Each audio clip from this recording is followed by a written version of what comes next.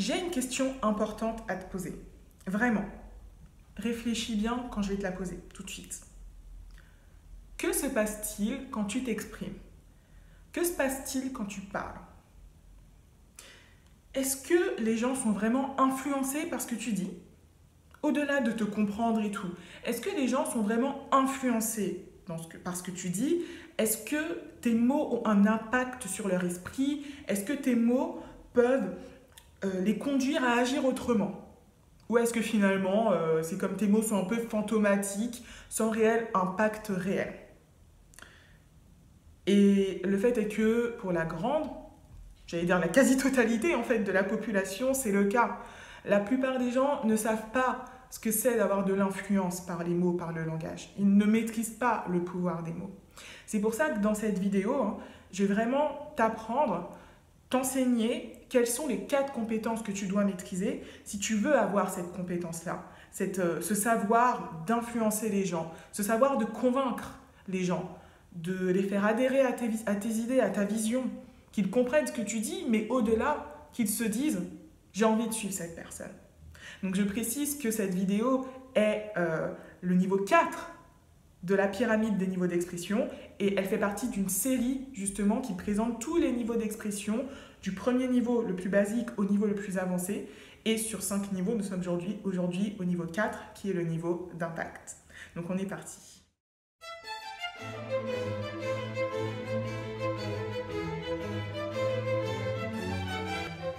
Avant de te présenter les 4 compétences, je te rappelle une information importante. Si tu veux rejoindre l'école d'expression, si tu veux devenir élève, rejoindre la formation des membres, eh bien les inscriptions ouvrent ce mercredi 1er juin jusqu'au mercredi 8 juin minuit.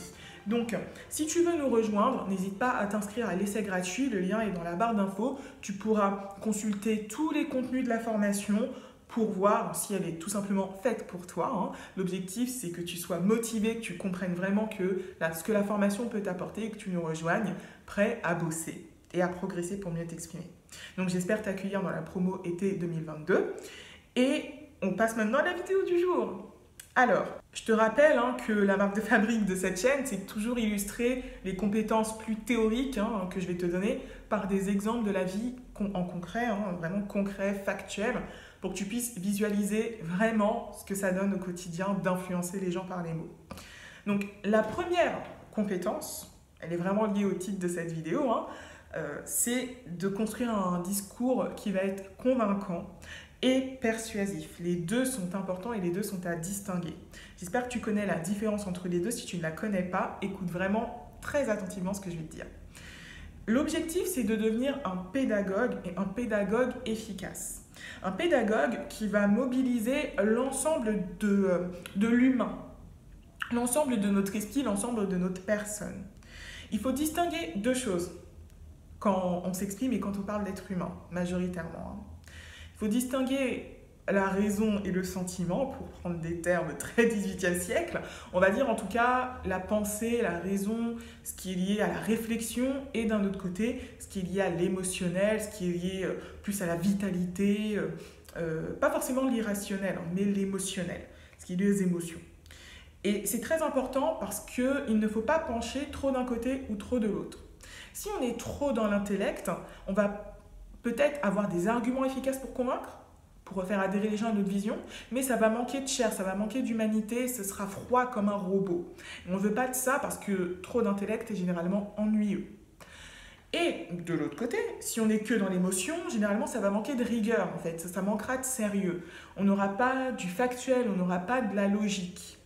Donc on a besoin des deux en tant qu'être humain, et parfois il faut plus d'intellect, parfois il faut plus d'émotionnel, mais quand on veut convaincre et quand on veut persuader, il faut prendre conscience des deux. Généralement, quand on parle de convaincre, ça s'adresse plus à la raison, et quand on parle de persuader, ça s'adresse plus aux émotions. Moi, je trouve que cette catégorisation est superficielle, parce que je pense qu'on peut être convaincu par de l'émotion, mais c'est un autre sujet. En tout cas, classiquement, on fait cette distinction-là, et c'est important que tu en prennes conscience pour que dès maintenant, tu fasses un auto-audit rapide de ton expression et que tu te dises, quand je parle, est-ce que je fais trop appel aux émotions et pas assez à l'intellect ou l'inverse? Donc c'est vraiment une question qu'il faut te poser pour un peu jauger dès aujourd'hui de ton pouvoir de persuasion et de conviction, de ta force de conviction. Et comment on maîtrise ces 2 aspects? Au sein de l'école d'expression, j'enseigne une technique que j'ai créée qui formalise les étapes basiques de l'argumentation. Et dans ces étapes, on distingue les idées, qui sont les arguments intellectuels, qui doivent être logiques, qui doivent être clairs et précis avec du vocabulaire adapté. Ces idées, on les distingue des exemples. Il y a vraiment une étape d'exemple. Et les exemples, c'est ce qu'on va utiliser, des images, vraiment des illustrations de la vie concrète qu'on va utiliser pour illustrer, je répète le mot pour que tu comprennes vraiment que c'est ça, pour illustrer l'idée. Donc l'objectif dans ton expression, ça va être de toujours lier quelque chose d'émotionnel, de réel, et lié à nos sens à quelque chose de plus intellectuel. Donc imaginons que mon idée, ce soit, donc là je vais inventer une idée parce que je ne l'ai pas notée, ce soit tout le monde est en capacité de bien s'exprimer. Voilà, c'est l'idée. Donc ça, c'est une idée. Derrière, je pourrais l'expliquer pour l'argumenter. En effet, bien s'exprimer, c'est une compétence qui s'apprend. Et ça s'apprend avec l'éducation adaptée. Une éducation adaptée qui va reposer sur l'apprentissage de nouvelles connaissances et de techniques pour progresser, et que l'élève ne savait pas avant, et c'est pour ça qu'il n'arrivait pas à progresser. Et aussi, à côté, la pratique de ces techniques pour qu'elles soient bien assimilées. Donc c'est pour ça qu'avec la bonne éducation, toute personne qui s'en donne les moyens peut bien s'exprimer. Ça ne veut pas dire que toute personne deviendra ultra éloquente, mais en tout cas, bien s'exprimer, c'est accessible à tous. Et c'est ce que je fais au sein de l'école d'expression. Tous les jours, je vois des élèves qui n'avaient pas forcément un niveau idéal, qui avaient beaucoup de difficultés, progresser. Et donc je vois bien qu'avec une éducation adaptée, ça fonctionne. Donc là, vous voyez ce que j'ai fait. C'est la première étape, j'ai présenté mon idée, ensuite je l'ai expliqué, argumenté. La deuxième étape, j'ai illustré avec quelque chose de concret, qui est l'école d'expression. Et dans cet exemple-là, j'aurais pu être encore plus persuasive. C'est-à-dire que j'aurais pu encore plus expliquer, illustrer mon exemple, encore plus éveiller les émotions. Peut-être souligner le courage des élèves pour encore plus vous engager émotionnellement. Donc là, je l'ai vraiment fait un peu à l'arrache, mais c'est pour que vous compreniez. Donc quand vous préparez un discours, n'hésitez pas à illustrer, à mobiliser les sens. Il faut que ce soit une émotion forte, la joie, la peine, la souffrance, etc. Un sens, la vue, le goût, le toucher, vous les connaissez tous, l'ouïe, etc. Il faut vraiment que l'humain complet soit mobilisé. Donc j'ai passé beaucoup de temps sur cette première compétence parce qu'elle est fondamentale. Et bien souvent, quand vous vous exprimez, c'est quelque chose de très désincarné avec des idées peu claires. Donc c'est pour ça qu'il faut d'abord commencer par le triangle d'or qui sont les niveaux 1 et 2, clarté, précision, fluidité, pour être sûr que vos idées sont claires. Mais une fois qu'elles sont claires, pour gagner de l'impact, convaincre et persuader et gagner en force de conviction, il va falloir mobiliser ce double arme de la raison et du sentiment. J'aime bien reprendre ces termes, très 19e, 18e siècle. Donc, voici pour la première compétence. La deuxième, c'est arriver à captiver l'attention et choisir intentionnellement les émotions que l'on va transmettre chez l'autre. Donc ça, c'est vraiment très très important. Là, c'est une compétence qui est très différente, c'est de l'intelligence relationnelle. Et il faut avoir conscience de la relation que l'on veut créer, de la nature de la relation qu'on veut créer à l'autre.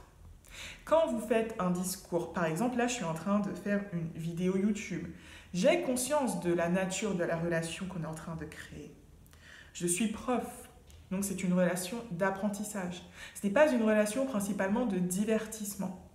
Sinon, je ne serais pas assise comme ça. Si je voulais vous divertir, je ne ferais pas ça. Je veux que vous soyez calme, je veux que vous soyez réfléchi. Et donc, dans ma posture, tout cela va jaillir, en fait, très naturellement. Bon, il faut dire que c'est aussi ma posture naturelle au quotidien, donc je n'y passe forcément à la travailler, c'est ça qui est bien. J'utilise mon talent naturel pour faire ce que je sais faire. Mais c'est ça que vous devez choisir. Vous devez choisir dans ce cadre-là quelle émotion, quel cadre je veux, quelle relation je veux avec mon public, que ce soit un exposé à l'école pendant vos études, ou alors une présentation professionnelle au travail, ou alors un rencard amoureux.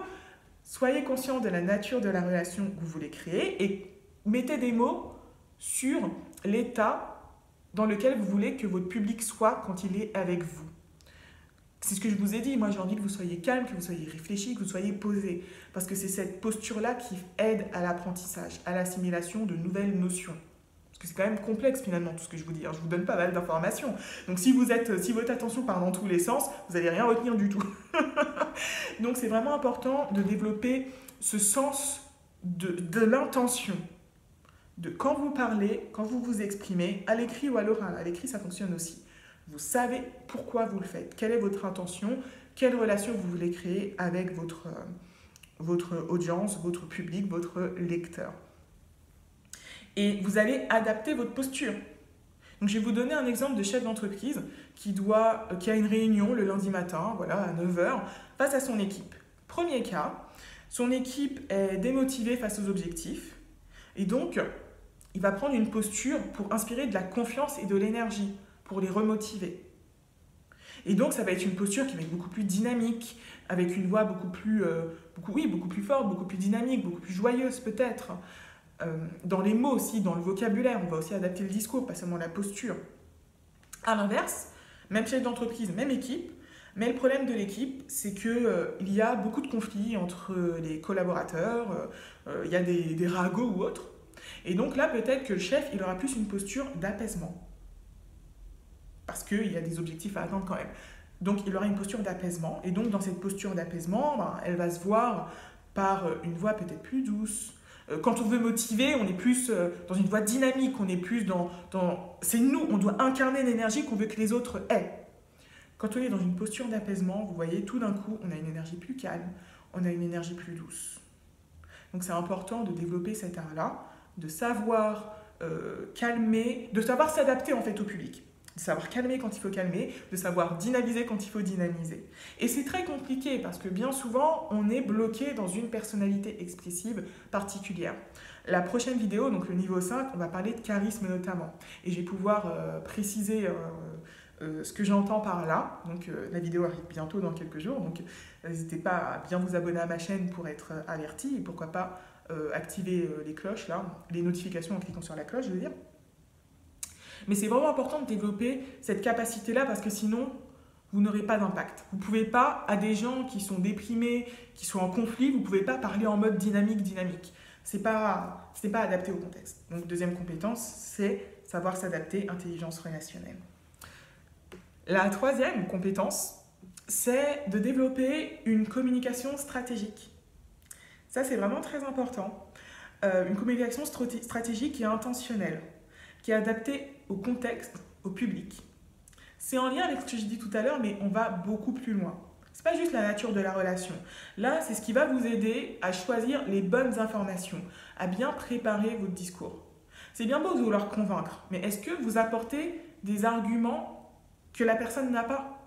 Parce que parfois, dans des débats, moi, ce que je vois, c'est que des gens sont sur des voies parallèles. Et l'objectif, c'est d'entrer dans le mille.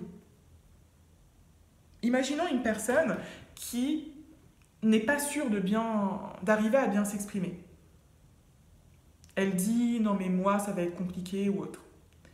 Peut-être essayer de comprendre pourquoi, avant déjà de vouloir lui apporter des informations, essayer de comprendre pourquoi.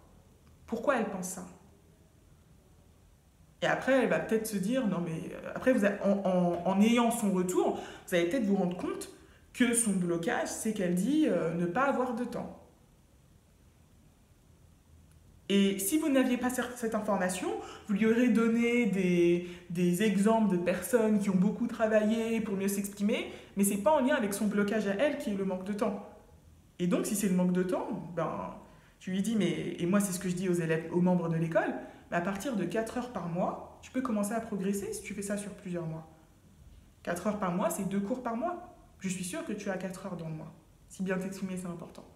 Donc je ne suis pas sûre que la raison soit vraiment le temps. Et là, ça fait réfléchir à la personne. Elle se dit, ah, donc j'ai pas besoin de travailler 4 heures par semaine. C'est pas la même chose. 4 heures par semaine et 4 heures par mois. Donc c'est pour ça qu'il faut sélectionner les bonnes informations. Il faut vraiment que vous ayez conscience de ce dont a besoin votre public pour le convaincre. C'est un peu la qualité du vendeur en fait. Un vendeur en magasin, il va s'adapter au client, il va s'adapter à ce qu'il comprend du client. Il ne va pas donner les mêmes arguments à tout le monde. Par exemple, moi, sur ma chaîne YouTube, YouTube fait partie de mon marketing. C'est un marketing qu'on dit de création de contenu. Et donc, je m'adresse à un certain type d'élèves. J'ai en tête le type de personnes à qui je m'adresse, le type d'élèves de l'école d'expression, le type de difficultés que mes élèves rencontrent. Et c'est ça qui fait que j'en touche certains d'entre vous, qu'il y a des personnes qui me disent waouh, je reçois parfois des messages des personnes qui me disent waouh, c'est comme si tu me décrivais à 100%. Ben oui, parce que je m'adresse à un type d'élève spécifique. Et que les cours de l'école ont été créés pour ça, et donc dans ma communication, je m'adresse en priorité à ce type d'élève. Et c'est ça qui fait que vous allez atteindre votre cible et que vous allez être convaincant et percutant. On ne peut pas convaincre tout le monde avec les mêmes idées, hein, vous savez. Il faut prendre conscience de l'autre et ensuite sortir les bonnes informations, les bonnes idées qui vont faire mouche. Et donc, parfois, il faut écouter. Et oui, s'exprimer, c'est pas toujours parler, bla bla bla bla bla. C'est aussi parfois tendre l'oreille, écouter, entendre l'autre, sentir l'autre, pour vraiment bien justement comprendre ce qu'on doit dire, comment on doit se positionner. Et parfois, vous allez lâcher l'affaire. Parfois, vous entendrez que la personne, elle pense vraiment totalement à l'opposé de vous et que ça ne sert à rien de perdre de l'énergie à essayer de la convaincre. Vous allez tout simplement respecter ce qu'elle dit. Bon, d'ailleurs, dépenser de l'énergie pour convaincre quelqu'un, c'est jamais bon, mais c'est encore un autre débat. Et en tout cas, c'est important, vous avez vu, hein, intelligence relationnelle et ensuite comprendre intellectuellement où la personne se place, quelle est sa position, quelles sont ses idées pour répondre de façon adaptée. Et vous voyez au quotidien que généralement vous ne faites pas ça. Hein. Vous ne faites pas ça, vous êtes juste dans votre vision, vous-même vous avez du mal à clarifier vos idées et c'est pour ça que c'est un niveau qui est quand même assez avancé. On est quand même au niveau 4 sur 5. Mais c'est une compétence à maîtriser, donc note-la bien et développe-la, prends le temps de la développer. Et tu verras que ça changera beaucoup de choses. Et la quatrième, qui est très importante, qui est liée au débat d'ailleurs, à la capacité à débattre, c'est d'apprendre à défendre son point de vue et surtout à réagir aux critiques avec agilité. Et c'est en lien avec la répartie et la capacité à ne pas se sentir forcément ultra déstabilisé parce que quelqu'un a critiqué ce qu'on vient de dire. La critique n'est pas forcément mauvaise. Hein. Une critique, c'est tout simplement qu'une personne ne pense pas comme vous et donc elle voit une faille dans votre argumentation, dans vos idées et elle va vous le faire savoir. Il ne faut pas le prendre personnellement, vous n'êtes pas vos idées. Et il faut développer cette capacité à questionner son positionnement à l'aune de ce que la personne vient de dire. Donc la question test à vous poser, hein, écoutez-moi bien. Quand on te pose une question, est-ce que tu bugs ou est-ce que tu arrives à répondre? Donc ça, c'est un test très clair pour voir si tu as cette capacité à débattre ou pas. Est-ce que quand on te pose une question, est-ce que tu bugs pendant un siècle et que tu n'arrives à rien dire, est-ce que tu arrives à formuler une réponse simple? Ça n'a pas besoin d'être la révolution. Hein. Quand on est en improvisation, il ne faut pas déconner. Donc déjà, est-ce que ça t'y arrive? Et c'est pour ça qu'on a un exercice au sein de la formation des membres de l'école d'expression qui est réponse flash. Donc c'est d'apprendre à répondre à des questions d'improvisation. On fait ça dans les cours, dans plusieurs cours. Je ne vais pas expliquer en détail, mais on fait ça dans plusieurs cours. On apprend à répondre à des questions en improvisant pour développer ce que j'appelle cette agilité intellectuelle, cette capacité du cerveau de se forger des opinions facilement et plutôt rapidement. Ça n'a pas besoin d'être du tac au tac, hein. Vous avez le droit de réfléchir, et je le dis toujours aux élèves qui ont peur de ne pas être assez rapide, vous avez le droit de réfléchir quelques secondes. Mais au bout d'un moment, si vous réfléchissez trop, c'est que vous avez des difficultés à structurer votre pensée, à la clarifier, et donc il faut travailler ce muscle-là. Et c'est plutôt une compétence qui relève du triangle d'or, donc des niveaux 1 et 2 de la pyramide. Mais à partir du niveau 4, on a cette capacité-là. On peut se forger une idée simple, rapidement, en une ou deux phrases, qui est globalement claire et sur laquelle on peut ensuite forger un raisonnement plus complexe. Mais on arrive à faire cela. Donc, autre test, donc deuxième question à te poser. Voici. Est-ce que tu sais répondre à une personne qui critique ton raisonnement? Est-ce que pour devenir... Je vais te donner un exemple. Un exemple, imaginons que ton idée soit celle-ci. Pour devenir éloquent, il faut suivre des cours de théâtre. Ok?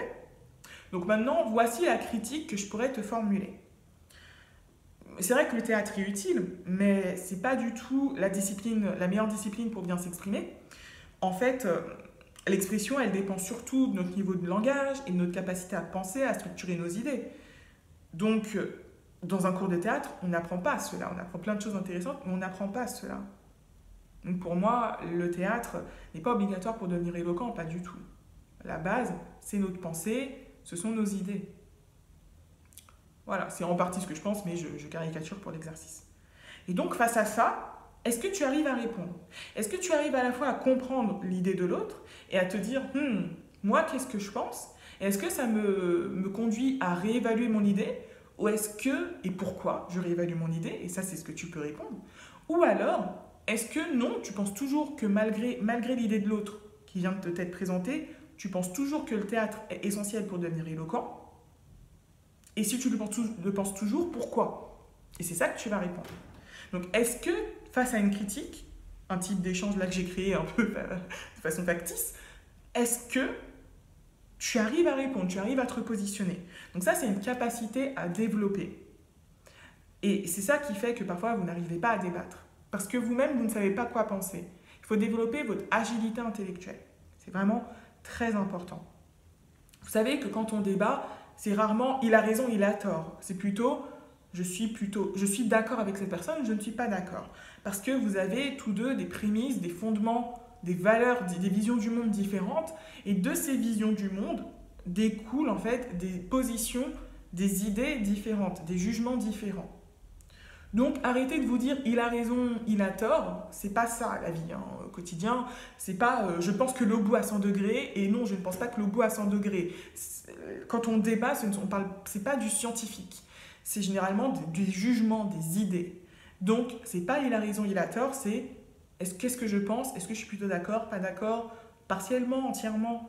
Et ça c'est la capacité à débattre et vous devez la maîtriser si vous voulez avoir de l'impact. Ça, c'est vraiment fondamental. Alors, on a fait le tour des 4 compétences. Laquelle est-ce que tu as besoin de développer en priorité? C'est important de savoir ça. Je te rappelle encore une fois que si tu ne maîtrises pas le triangle d'or, niveau 1 et 2, dans la playlist, elle est bien... voilà, ce sont les premières vidéos qui sont indiquées. Donc, focalise-toi sur le triangle d'or, mais si tu commences un peu à maîtriser le triangle d'or, commence à regarder le niveau 3 et ce niveau 4. Et tu as vraiment des axes qui te permettront de faire passer ton expression à un prochain niveau et d'entrer dans ce qu'on appelle plus l'éloquence. Ok ? Écris en commentaire donc peut-être le niveau que tu dois plus développer, la compétence que tu dois le plus développer. Je serais ravie de te lire. Et n'oublie pas de t'inscrire à l'essai gratuit puisque les portes de l'école d'expression ouvrent le mercredi 1er juin. Et j'espère t'accueillir dans la promo été 2022 et d'ici là, la prochaine vidéo. Et notamment pour la vidéo sur le 5e niveau qui est le niveau de style, le niveau de la vraie éloquence pour le coup. Donc à bientôt.